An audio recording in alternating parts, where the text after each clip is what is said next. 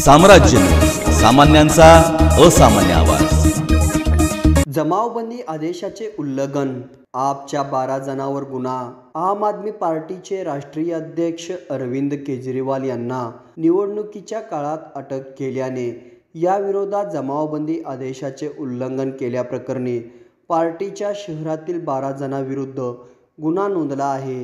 ही घटना शुक्रवारी सकाळी 11 ते 11:30 वाजण्याच्या दरम्यान पूनम गेट समोर घडली। सदर बाजार पोलीस ठाण्याचे सहाय्यक फौजदार जाकीर हुसेन अब्दुल मजीद शेख यांनी फिर्याद दिली।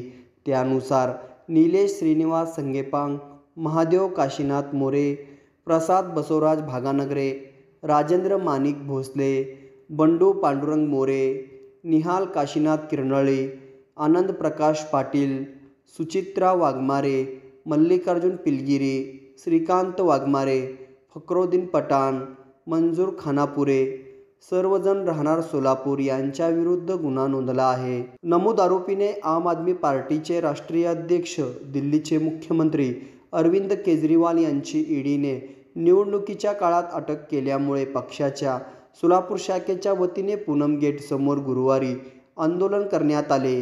जमावबंदी आदेशाचे उल्लंघन केल्याचे फिर्यादीत म्हटले आहे।